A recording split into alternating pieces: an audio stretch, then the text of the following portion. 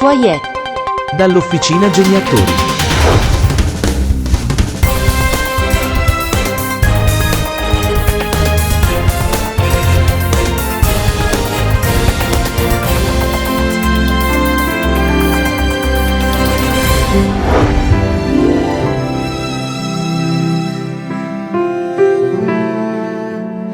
I sogni sono fatti di tanta fatica e quando cerchiamo di prendere delle scorciatoie perdiamo di vista la ragione per cui abbiamo incominciato a sognare e alla fine scopriamo che il sogno non ci appartiene più.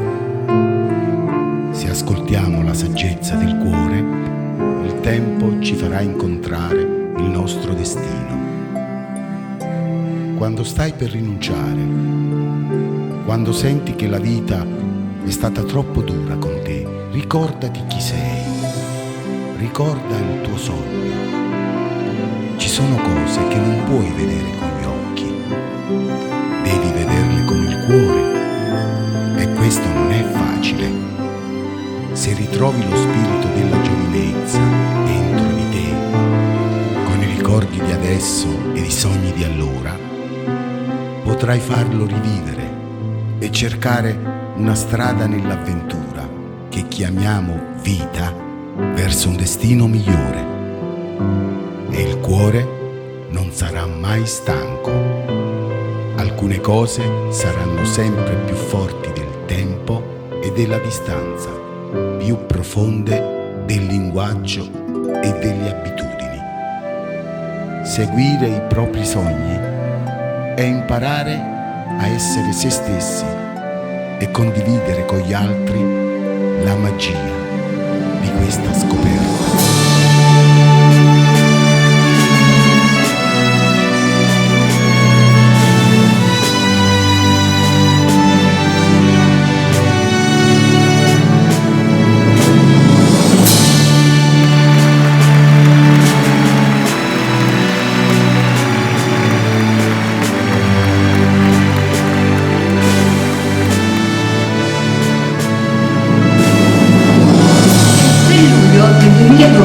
Ci lasciava Emilio Piccolo, poeta cerrano, cultore delle lettere classiche e della filosofia, silenzioso e schivo, generoso e competente, un uomo esemplare che la cultura cerrana non solo ha perso prematuramente. Le montagne di Emilio Piccolo. Ho conosciuto il silenzio delle stelle e del mare, e il silenzio della città quando si placa, e il silenzio di un uomo e di una vergine, e il silenzio per cui soltanto la musica trova linguaggio, il silenzio dei boschi prima che sorga il vento di primavera.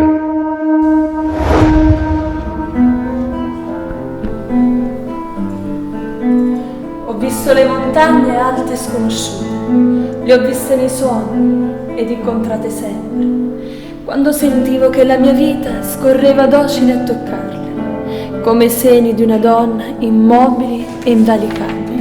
Ho pensato qualche volta che al di là ci fossero mondi arcani che valesse la pena visitare. Ci ho provato a scalarle, per vedere se potessi anch'io gridare «Talatta! Talatta!». Poi son tornata qua. Ora sento che i greci, quando parlavano di Tiche, volevano alludere all'ordine delle cose che nessuno può mutare. Ripenso a Prufrock. Ricordo che da bambino invidiavo gli dei. Conservo da qualche parte foto e documenti che testimoniano che il tempo è fermo e noi lo attraversiamo come il fischio del treno nella notte.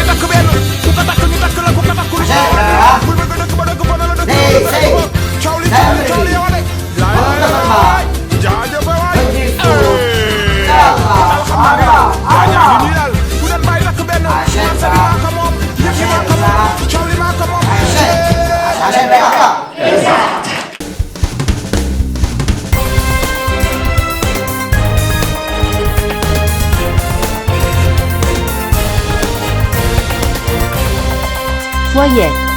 Dall'Officina Geniatori.